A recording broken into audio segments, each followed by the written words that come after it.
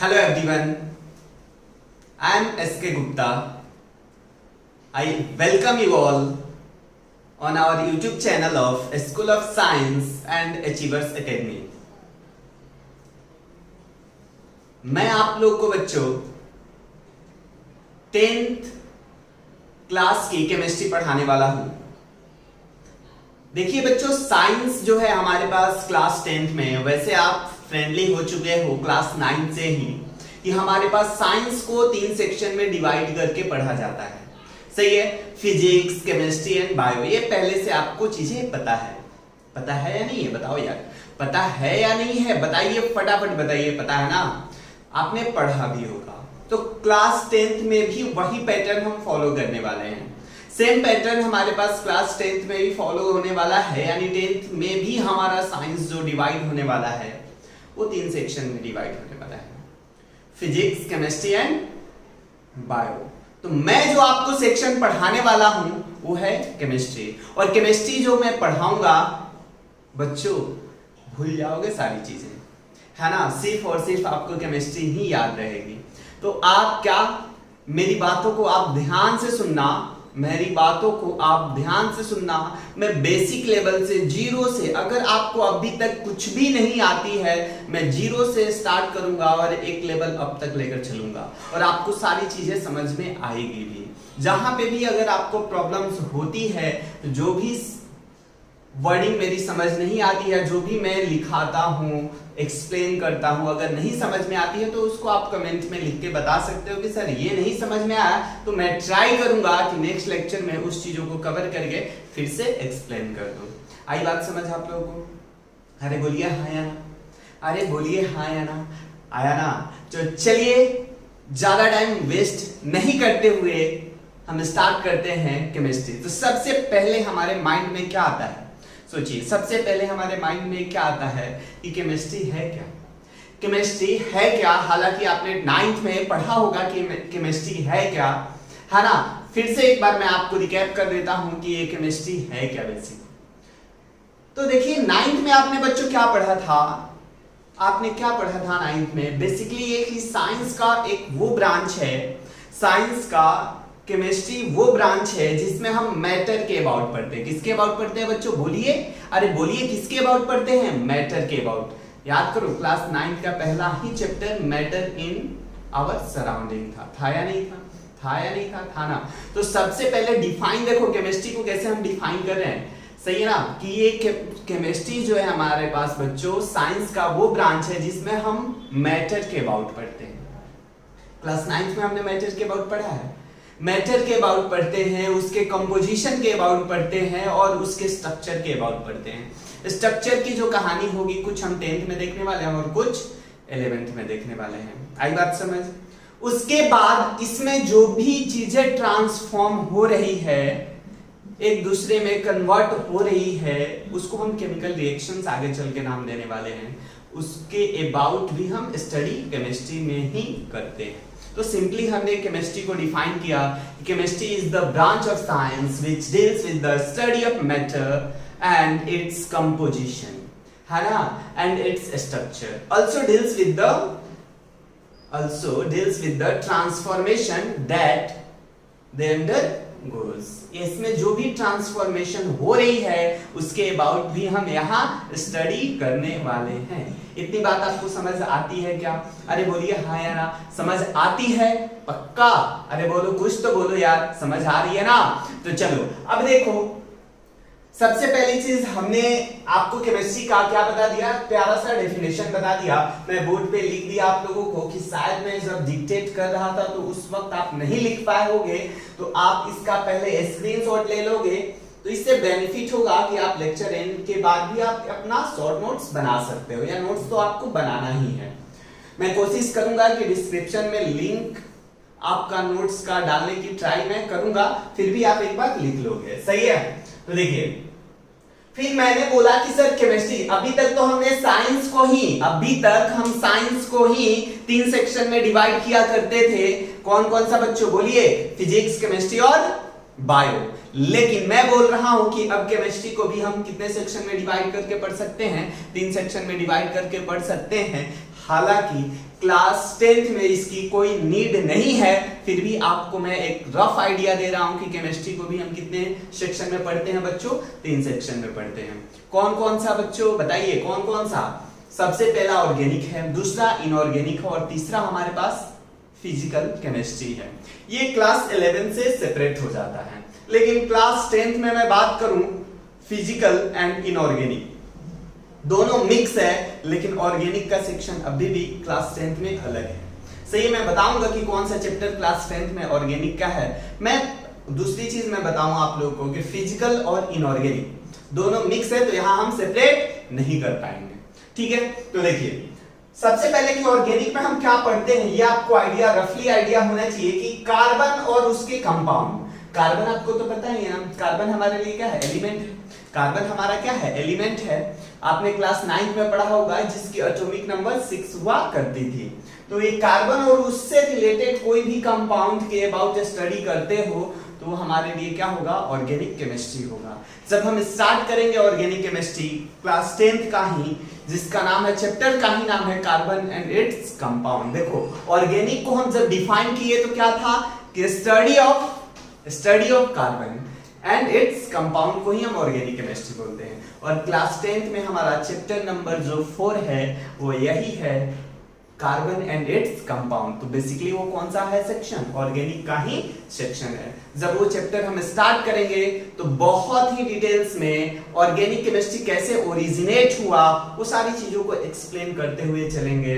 एक स्टोरी आप लोगों को सुनाते हुए चलूंगा जिसमें आपको फील आएगी। और बच्चों जब तक फील नहीं आया केमिस्ट्री में तब तक तो पढ़ना ही नहीं, जब तक फील नहीं आया केमिस्ट्री में तब तक तो पढ़ना ही नहीं, बिल्कुल। और मैं आपको फील दिला के रहूंगा इस केमिस्ट्री में, है ना, और रियल लाइफ की भी केमिस्ट्री में। तो ध्यान से देखो, हमारे पास ऑर्गेनिक हो गया, फिर मैं बात कर रहा हूं इनऑर्गेनिक केमिस्ट्री की। इनऑर्गेनिक केमिस्ट्री में मैं बोला कि कार्बन और उसके रिगार्डिंग जितने भी कंपाउंड है उसको छोड़ दो, बाकी जितने कंपाउंड के अबाउट स्टडी करोगे, कार्बन और उससे रिलेटेड कंपाउंड को छोड़ के जो भी कंपाउंड्स होगा उसके अबाउट इनऑर्गेनिक में पढ़ेंगे।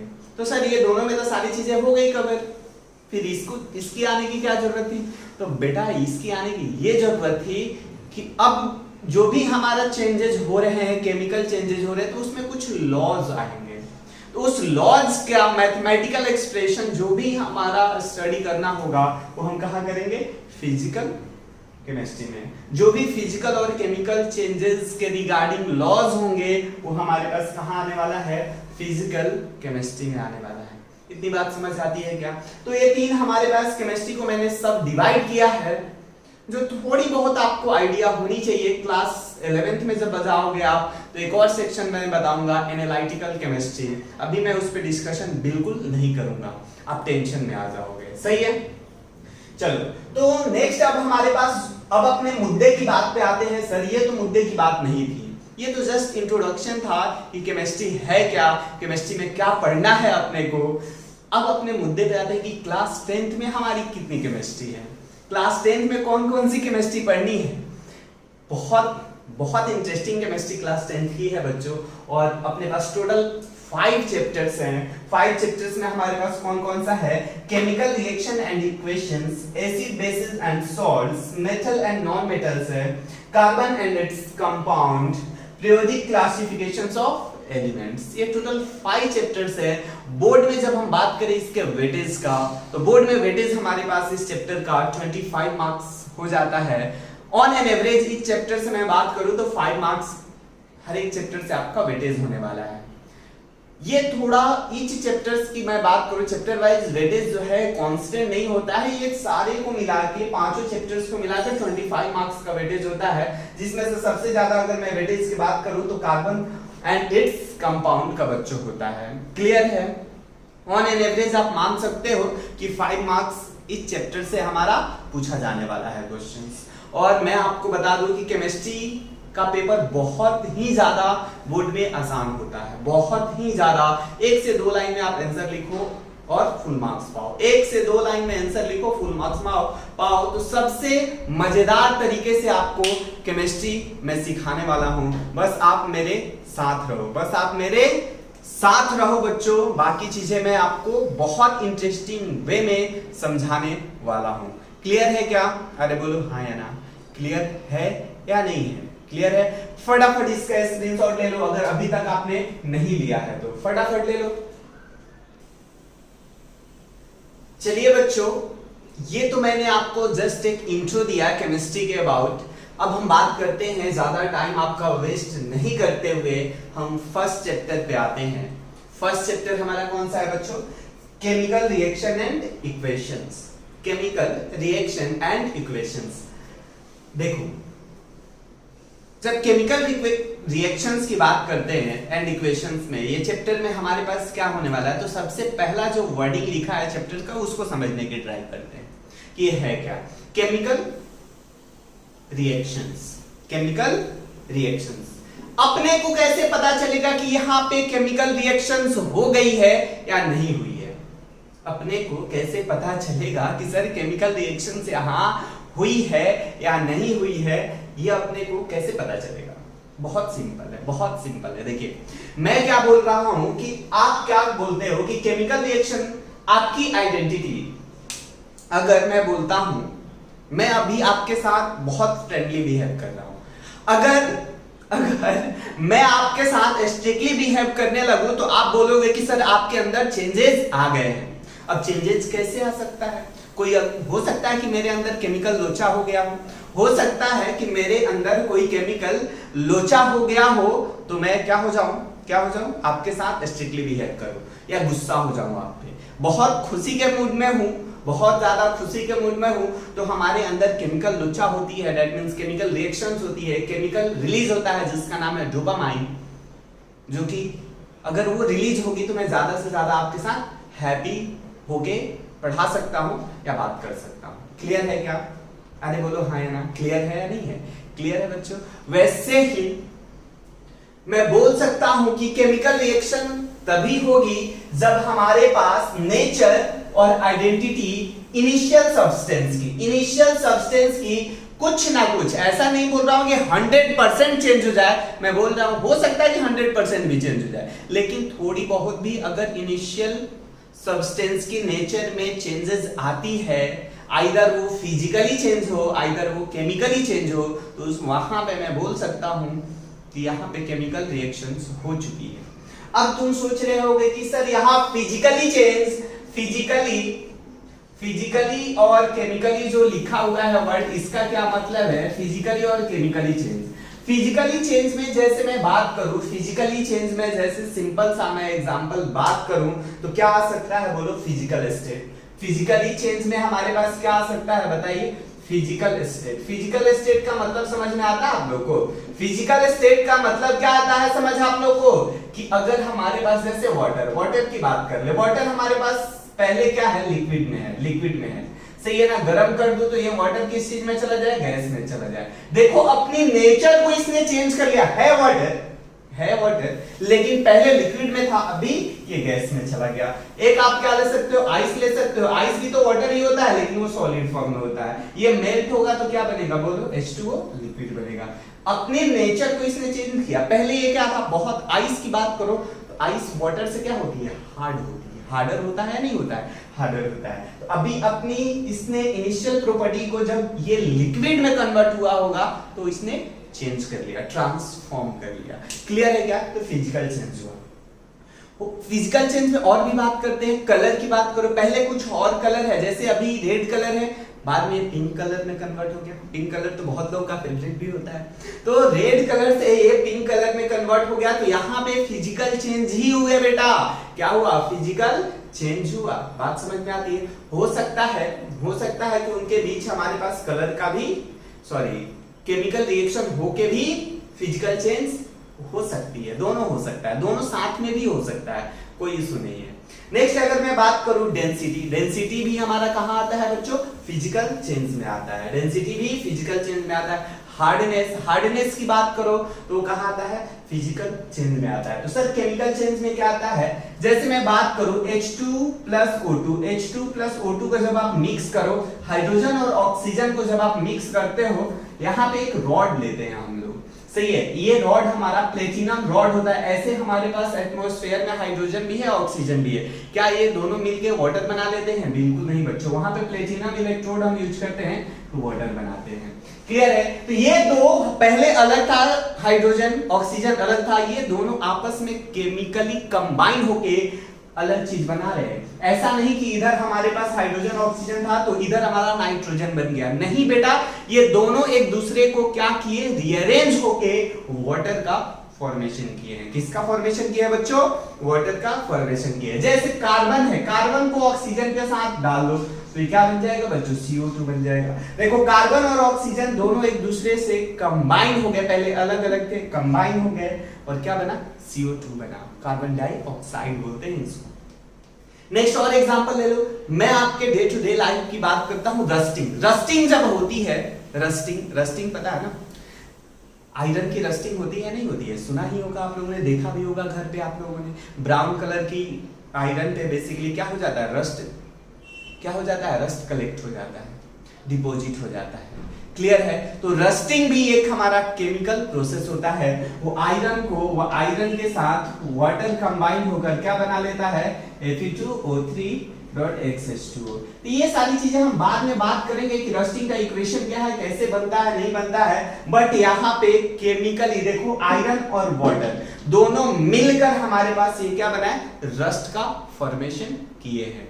सही है ना? आयरन प्लस वाटर यानी मॉइस्चर, सही है, ये दोनों मिलकर हमारे पास रस्टिंग का फॉर्मेशन करते हैं। इतनी बात समझ आती है आप लोग? अरे बोलो हाँ या ना, हाँ या ना।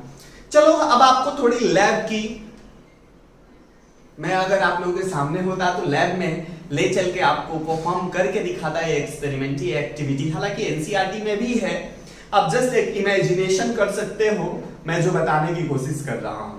सही है? आपको पता है कि हमारे एटमॉस्फेयर में एयर की भी quantity, air that means oxygen भी प्रेजेंट है।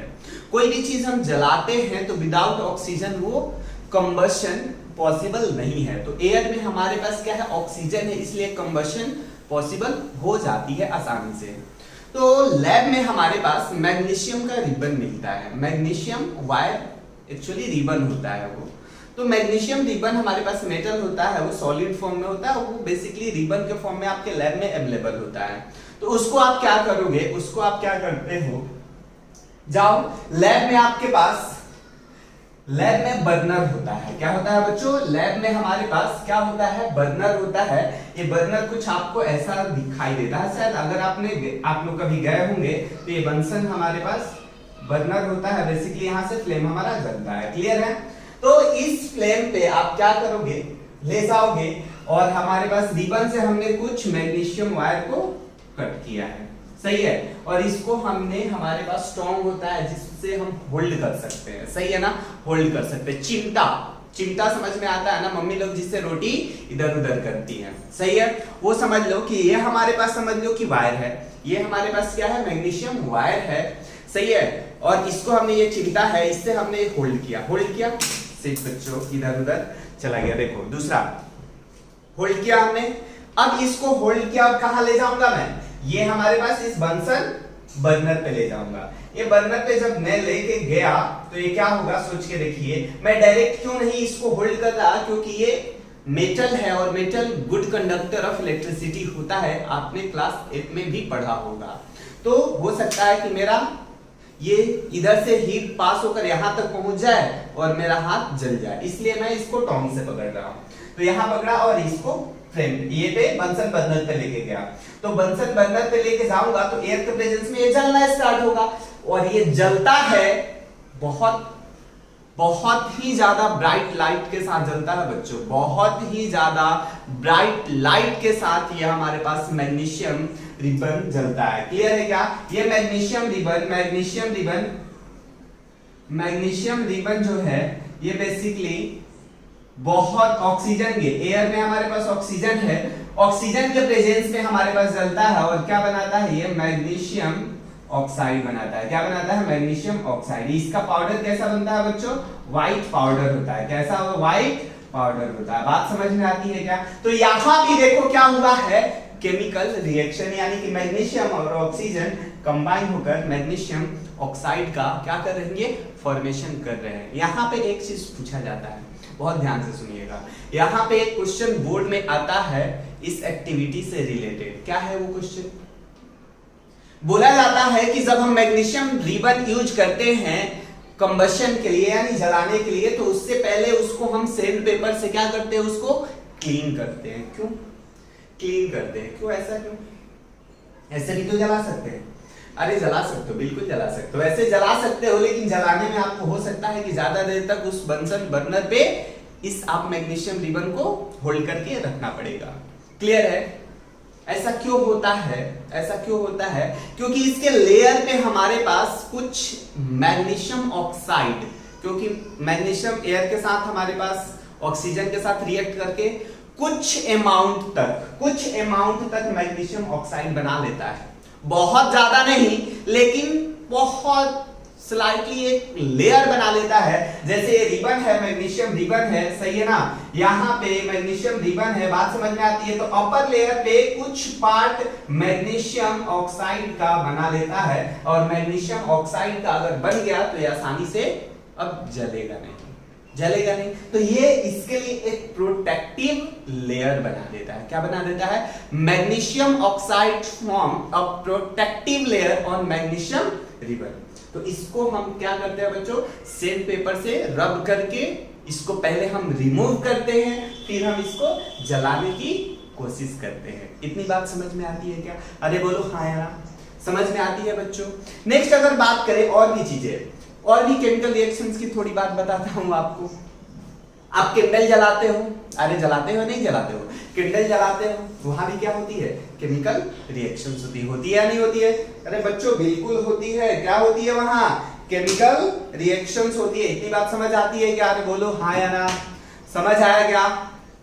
अरे आया क्या बच्चों? समझ आया नहीं आया? आ गया। उसके बाद मैं बात करूं कैंडल जलाओ, कैंडल भी जलाते हो, कैंडल का तो मैं आपको एग्जांपल नहीं लिया।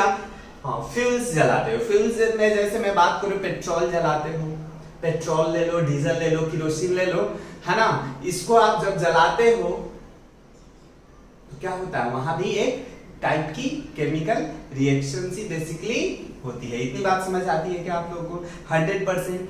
जब हम खाना खाते हैं तो डाइजेशन ऑफ फूड्स होता है, पता है ना लोगों? जब हम खाना खाते हैं तो डाइजेशन ऑफ फूड होती है, तो वहां भी एक टाइप की केमिकल रिएक्शंस हो रही है। प्लांट अपना खाना बनाता है, पता है आप लोगों को फोटोसिंथेसिस बोला करते हैं। थोड़ी बहुत अगर आप लोगों ने पढ़ी होगी तो फोटोसिंथेसिस का आपने नाम सुना होगा। प्लांट जब अपना खाना प्रोडक्शन करता है तो उस प्रोसेस को हम फोटोसिंथेसिस बोलते हैं। वहां भी एक टाइप की क्या हो रही है, केमिकल रिएक्शंस ही बोलते हैं बच्चों। इतनी कहानी आप लोगों को अच्छे से समझ आता है क्या? जब आप घर पे देखे होंगे कि मम्मी लोग क्या बनाती है, दूध से दही बनाती है, मिल्क से कर्ड बनाती है, तो वहां भी हमारे पास क्या हो रही है बच्चों, केमिकल रिएक्शंस होती है। बहुत और भी चीजें सोचो, और भी चीजें सोच सकते हो कि हमारे पास क्या होती है, चावल। मम्मी घर पे खाना बनाती है, चावल बनाती है, तो वहां भी चावल बनाती है तो उसमें वाटर डालकर क्या करती है, उसको लो स्टीम पे हीट करती है। तो वहां भी क्या हो रही है, फिजिकल स्टेट उसकी क्या हो रही है, चेंज हो रही है। थोड़ी बहुत तो चेंज हो रही है ना बच्चों। तो वहां भी आप बोल सकते हो क्या हो रही है, वहां केमिकल रिएक्शंस हो रही है। कैसे केमिकल रिएक्शंस होती है, कैसे इक्वेशंस लिखते हैं, उसके बारे में हम थोड़ी देर बाद क्या करने वाले हैं, 1 by 1 डिस्कशन करने वाले हैं। इतनी कहानी पहले आपको समझ आई या नहीं आई? शॉर्ट इंट्रो है, बहुत प्यारा सा है, जिसको आपको समझ में आनी चाहिए कि केमिकल रिएक्शंस के अबाउट, कैसे केमिकल रिएक्शंस होती है नहीं होती है, इसके अबाउट हम आगे डिस्कशन करते हैं। सो ये पहले इतनी बात तो समझ आ गई है कि केमिकल रिएक्शंस कहां-कहां हो रही है, सही है, कहां-कहां हो रही है। इतनी बात समझ आया क्या आप लोगों को? उसके बाद मैं बोल सकता हूं कि कुछ केमिकल रिएक्शन, जो केमिकल रिएक्शंस हो रही है उसकी अपनी कुछ कैरेक्टरिस्टिक्स है। उस कैरेक्टरिस्टिक्स के बारे में हम अभी क्या करने वाले हैं बच्चों, डिस्कशन करने वाले हैं। सही है बच्चों? चलिए बच्चों और थोड़ी सी बात करते हैं। मैं बोला आप लोगों को कि कैसे और मैं केमिकल इक्वेशंस यानी केमिकल रिएक्शंस हो रही है यहाँ पे और कैसे पता कर सकते हैं, तो उसकी कुछ कैरेक्टरिस्टिक्स यानी अगर ऐसा कुछ ऑब्जर्वेशंस देखने को मिलता है तो मैं बोल सकता हूं कि केमिकल रिएक्शंस हो रही है यहाँ पे। सही है। पहला चीज क्या है, इवोल्यूशन ऑफ गैसेस। क्या हो रही है, इवोल्यूशन ऑफ गैस होना। दूसरा फॉर्मेशन ऑफ प्रेसिपिटेट होना। तीसरा चेंज इन कलर होना। चौथा चेंज इन टेम्परेचर होना। पांचवा चेंज इन फिजिकल स्टेट होना। इन पांचों में से कोई भी चीज हो रही है तो मैं बोल सकता हूं कि यहाँ पे केमिकल रिएक्शंस हो रही है। ऐसा नहीं, देखो पांचों में से कोई एक है तो हो सकता है कि दो भी हो तो भी हमारा उस केमिकल रिएक्शन के कैरेक्टरिस्टिक्स को ही बताता है। हो सकता है तीन भी हो, सही है ना। तो मोर देन टू हो सकता है, आपको टेंशन लेने की जरूरत नहीं है। हम अगर एक ही अपने को पता चल गया तो मैं बोल सकता हूं कि वहां पे केमिकल रिएक्शंस हो ही रही है। क्लियर है। अभी देखिए, आप लोग सोच रहे होंगे कि ये सर प्रेसिपिटेट का मतलब क्या है। जब ये टॉपिक में डिटेल्स एनालिसिस करूंगा तो मैं इसके बारे में बताऊंगा आप लोग को। तब तक अभी पहला टॉपिक पे आते हैं जो है evolution of gas. Evolution of gas के लिए हम छोटा छोटा सा एक्सपेरिमेंट करते हैं, एक्टिविटी करते हैं, बहुत सिंपल सा। ये सारी चीजें हम लैब में परफॉर्म कर सकते हैं बच्चों। लैब में हमारे पास अवेलेबल भी होती है बहुत सारी चीजें। ठीक है, देखो मैंने क्या लिया, जिंक का एक छोटा सा मैंने ये ले लिया बच्चों, छोटा सा मैंने कोनिकल फ्लास्क ले लिया। कोनिकल फ्लास्क आपको पता है बच्चों, नहीं पता बनाता हूं। ऐसा कुछ शेप का हमारे पास कंटेनर होता है जिसको हम कोनिकल फ्लास्क बोलते हैं। इसमें हमने क्या डाल दिया, इसमें हमने छोटे छोटे जिंक के क्या डाल दिए बच्चे, ग्रेनुअल्स डाल दिए, टुकड़े डाल दिए। जिंक का है, किसका है, जिंक का। जिंक का छोटा छोटा टुकड़ा डाल दिया। उसके बाद हमने क्या किया कि यहाँ पे एक छोटे से टेस्ट ट्यूब लिया। टेस्ट ट्यूब तो आपको पता ही है, टेस्ट ट्यूब किस शेप का होता है, ऐसा होता है टेस्ट ट्यूब। इसमें हमने क्या लिया था, इसमें हमने लिक्विड लिया था, वो था डाइल्यूट HCl हाइड्रोक्लोरिक एसिड और डाइल्यूट H2SO4। सही है ना। जैसे इसमें मैंने डाला, जैसे इसको इसमें मैंने डाला, यहां से कुछ गैसेस निकली। बात समझ में आती है ना। कुछ बबल सा यहां से निकलने की कोशिश हुई, ये ट्राई हुआ, यानी बबल्स निकला, दैट मींस वो गैस निकली। गैस अगर निकली है तो मैं बोल दूंगा कि केमिकल रिएक्शंस हुई है। वही मैं कब बोलता कि केमिकल रिएक्शंस नहीं हुई है, यहाँ पे अगर मैं डाला, कुछ भी नहीं हुआ, कुछ भी, ना ही मेरे को कोई गैस निकला, ना ही इसमें से कलर चेंज हुआ, प्रेसिपिटेट बना, टेम्परेचर चेंज हुआ, ना ही फिजिकल स्टेट चेंज हुई, तो मैं बोल दूंगा कि केमिकल रिएक्शन ही हमारा नहीं हुआ। क्लियर है क्या, एक तरीका। सही है। इसका केमिकल रिएक्शंस, यहाँ पे कौन सा गैस निकलता है बच्चों, यहाँ पे हमारे पास हाइड्रोजन गैस निकलता है। यहाँ पे हमारे पास कौन सा गैस निकलता है बच्चों, हाइड्रोजन गैस इवॉल्व होता है। मैं आपको बता दूं इसका रिएक्शंस क्या होगा, इसका रिएक्शंस क्या होगा, सही है ना। इसका रिएक्शंस क्या होगा ये हम आगे जब रिएक्शंस, केमिकल रिएक्शंस की बात करेंगे, कैसे लिखते हैं, वो सारी चीजें मैं आपको बताऊंगा। अभी बताने के लिए मैं तो आपको बता सकता हूँ, अभी मैं बताने के लिए तो बता सकता हूँ, लेकिन आपको समझ नहीं आएगी, इसलिए स्टेप बाय स्टेप हम आगे चलने वाले हैं। क्लियर है। अब देखिए, ये हमारे पास H2 गैस है, इसका हम कंफर्मेशन आसानी से कर सकते हैं। इसका हम कंफर्मेशन आसानी से कर सकते हैं। कैसे कंफर्मेशन कर सकते हैं, यहाँ पे क्या लगा दिया, टेस्ट ट्यूब कनेक्टर लगा दिया। टेस्ट ट्यूब कनेक्टर बोलते हैं, आपके पास कनेक्टर, एक डिवाइस लगा दिया जो हमारे पास क्या गया, यहाँ से होल्ड होके ये हमारे पास गैस, इसको हमने बंद करके रखा है कि गैस बाहर ना निकले, गैस इधर से हमारे पास जाए। सही है, गैस इधर से आए, गैस इधर से आए तो इधर से इस रास्ते से आएगी। यहाँ पे अब हमने एक कंटेनर बनाया जिसमें हमने क्या डाला बताइए, क्या डाला होगा, सोच के देखो क्या डाला होगा। यहाँ हमने यहाँ पे बेटा डाला है कौन सा, सोप सॉल्यूशन डाला है। क्या डाला है, सोप सॉल्यूशन। तो सोप सॉल्यूशंस में जब ये गैस आएगा तो उसका बनेगा क्या, बबल्स। देखो ना, हरा सोप लो, आप सोप लो, क्या लो, सोप लो, और उसको आप क्या करो, एयर ब्लो करने की कोशिश करो, यानी सोप सॉल्यूशंस को, तो उसमें बबल्स क्रिएट होता है। तो यहाँ भी क्या होगी, बबल्स क्रिएट होगी। एयर भी तो गैस ही, तो यहाँ भी बबल्स क्रिएट होगी और बबल्स वो बाहर आएगी। बात समझ में आती है। और ये बबल्स को मैं क्या करूंगा, किससे, कैंडल के पास लेके जाऊंगा। किसके पास लेके गया बच्चों, कैंडल के पास लेके गया। क्लियर है। ये कैंडल हमारे पास क्या हो रही है, जल रही है। सही है ना, कैंडल हमारे पास बच्चों ये जल रही है।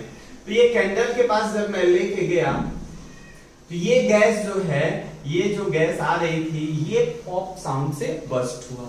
पॉप साउंड हमारा कंफर्म करता है कि ये जो गैस है, ये गैस है वो कौन सा है बच्चों, हाइड्रोजन गैस ही है। अगर ये कैंडल हमारा क्या हो जाता, कैंडल अगर हमारा बुझ जाता, दैट मींस ऑफ हो जाता, सही है, इसका फ्लेम बंद हो जाता, तो मैं बोलता ये गैस CO2 है। अभी आगे हम डिस्कशन करेंगे, बस इतना याद रखो अभी कि CO2 से ये कैंडल बुझ जाता है। क्लियर है क्या? अगर हमारे पास ये पॉप साउंड से बस्ट कर रहा है तो ये हाइड्रोजन गैस ही है। तो ये बहुत जगह पे हमारे पास किसी ना किसी क्वेश्चन में स्टेटमेंट के तौर पे आएगा। ये एक्टिविटी हमारे लिए बहुत ही ज्यादा इंपॉर्टेंट है, तो आप इसको इग्नोर नहीं कर सकते हो। पहला एग्जांपल आपको समझ आया। इसके केमिकल रिएक्शंस के बारे में हम बात करेंगे। अभी सिर्फ कैसे केमिकल रिएक्शंस को इक्वेशन में कन्वर्ट करते हैं, सारी चीजें का डिस्कशन हम आगे करने वाले हैं। अभी बस आपको इतनी समझ आनी चाहिए कि यहाँ पे केमिकल रिएक्शंस हो रही है due to evolution of gas. अब गैस कौन सी थी उसको हमने कंफर्म किया, तो हाइड्रोजन गैस ही थी। पॉप साउंड से बर्स्ट होता है। क्लियर है क्या? अरे बोलो हाँ या ना।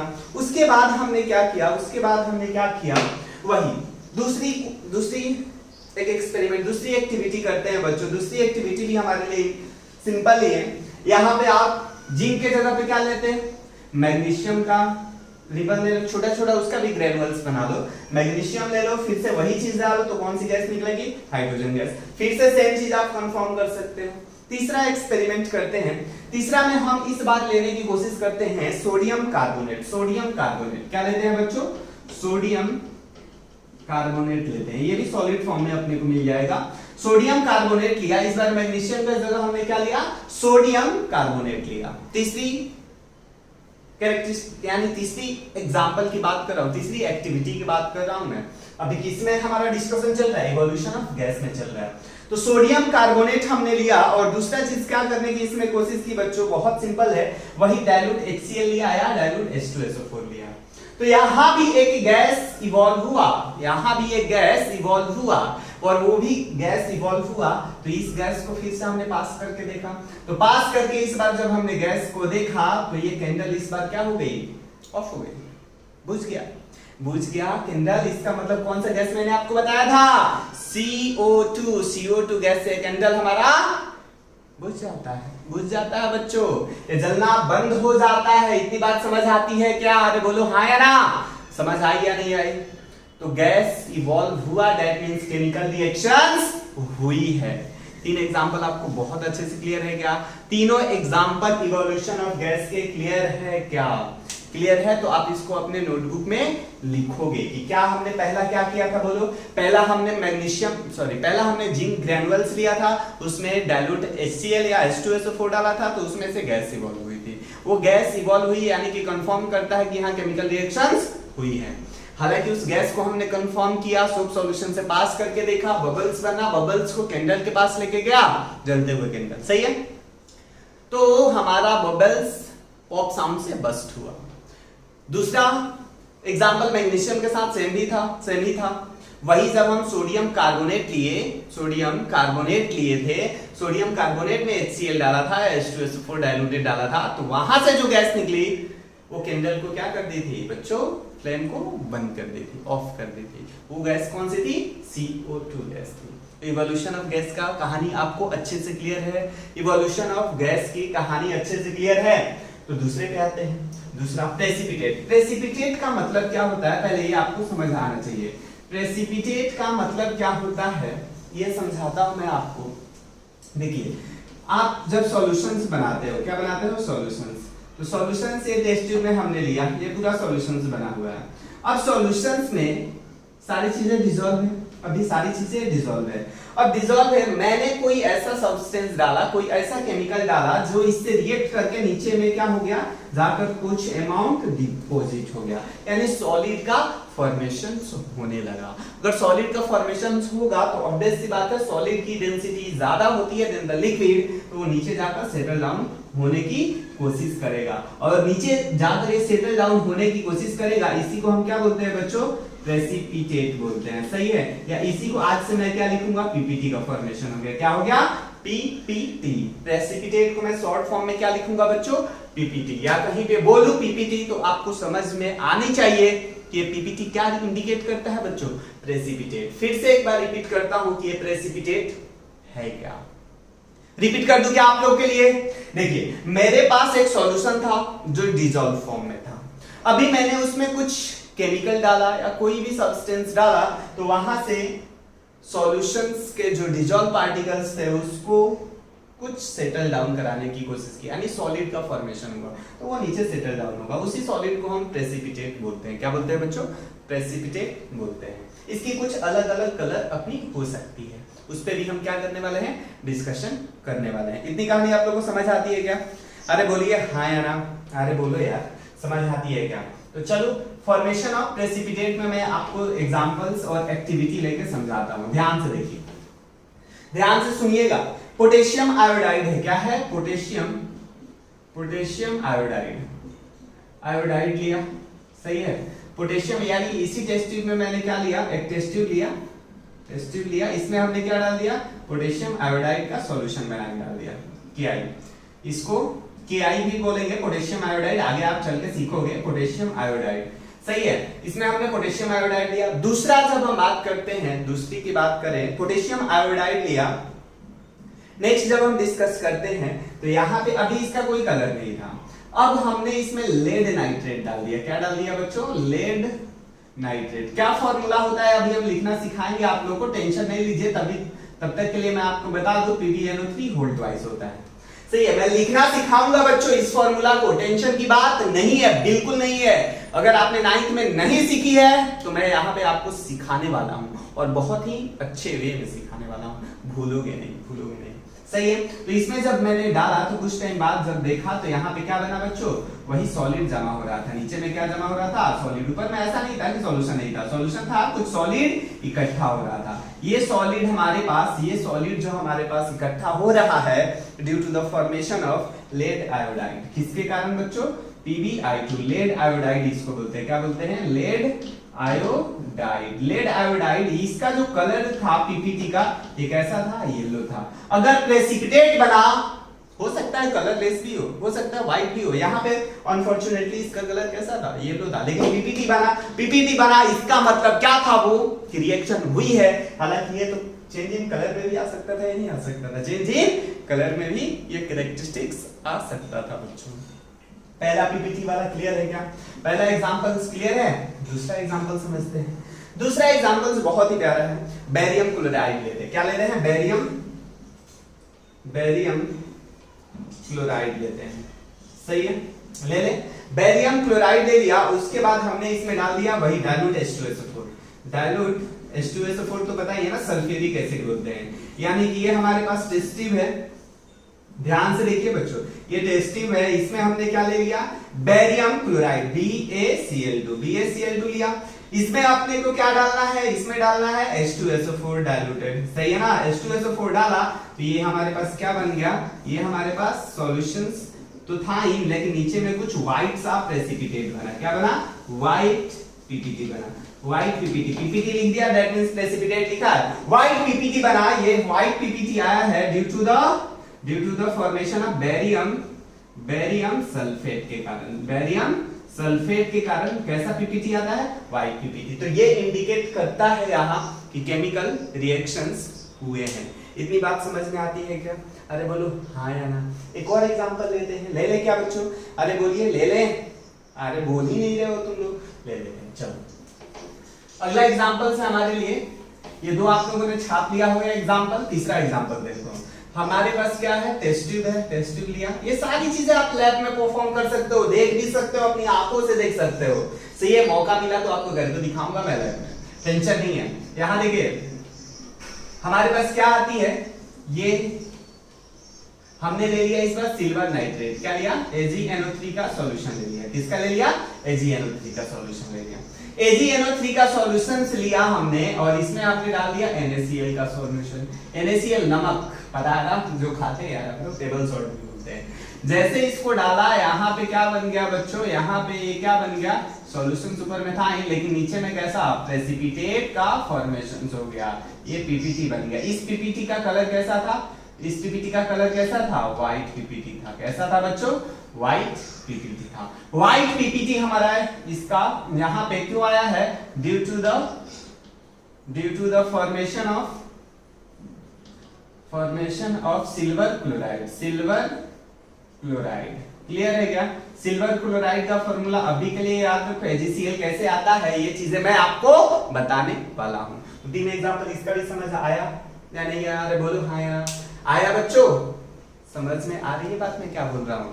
अरे बोलो हाँ या ना। समझ में आ रही है क्या? कंफर्म आ रही है? चलो अभी मैं आगे की तरफ आपको बढ़ता हूं। चलिए बच्चों, अब हम चेंज इन, अगला कैरेक्टरिस्टिक्स क्या था? चेंज इन कलर वाला। कलर की चेंजेस के कारण हम बता सकते हैं कि यहाँ केमिकल रिएक्शंस हो रही है।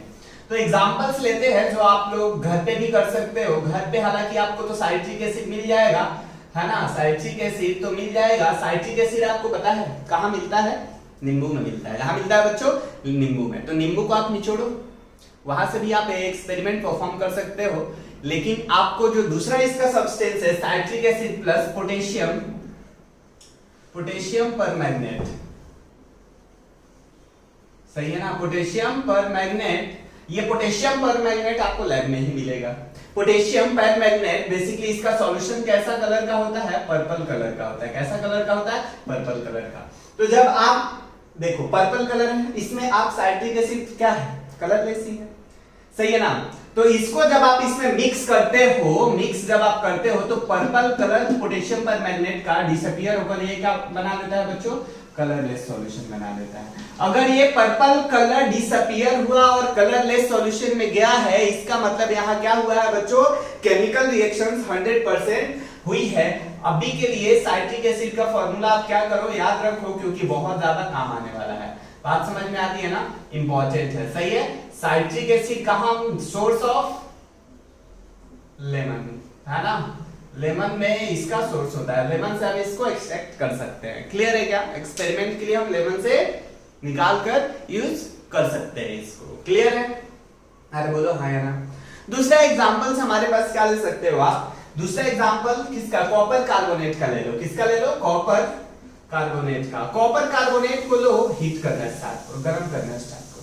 हीट करना स्टार्ट करोगे तो ये बेसिकली हमारे पास जो कॉपर कार्बोनेट है ये कलर में कैसा होता है? पहले ग्रीन कलर का होता है। ग्रीन कलर, इसको हम क्या बोलते हैं बच्चों? Copper carbonate. कॉपर कार्बोनेट, ये कॉपर कार्बोनेट जब हम इसको हीट करते हैं तो ये ग्रीन कलर किस चीज में कन्वर्ट हो जाता है? ब्लैक कलर में कन्वर्ट हो जाता है। तो ये ब्लैक कलर में और एक गैस निकलती है, प्लस गैस भी इवॉल्व होता है। ये गैस बेसिकली CO2 होती है और ये black colour due to the formation of copper oxide, due to the formation of copper oxide होता है। किसके कारण होता है बच्चों? कॉपर ऑक्साइड के कारण। कॉपर ऑक्साइड का आज से कलर भी याद रखना, कैसा होता है? ब्लैक होता है। तो ब्लैक कलर में कन्वर्ट हो जाता है। दैट मींस कलर का यहाँ क्या हुआ? चेंज हुआ। इसका मतलब यहाँ भी क्या हुआ? केमिकल रिएक्शंस 100% हुई ही होगी। इतनी बात समझ आती है क्या? अरे बोलो आती है नहीं आती है? अगला एग्जांपल ले लो, शुगर। शुगर पता है ना? C12H22O11।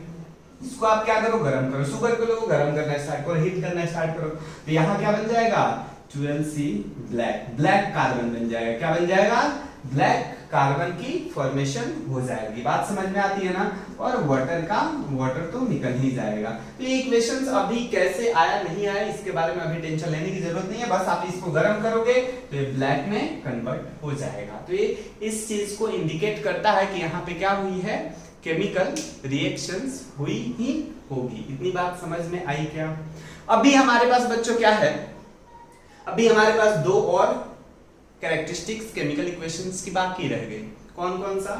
टेम्परेचर का और दूसरा फिजिकल स्टेट का। तो आज का लेक्चर, ये लेक्चर बहुत ही लॉन्ग ना हो जाए इसके लिए आज का लेक्चर बच्चों हम यहीं पे एंड करते हैं। और अगले लेक्चर में हम जहां से ये टॉपिक हमारा खत्म हो रहा है वहीं से वो टॉपिक हम स्टार्ट करने वाले हैं। इतनी बात समझ में आती है क्या? अरे बोलिए हाँ या ना।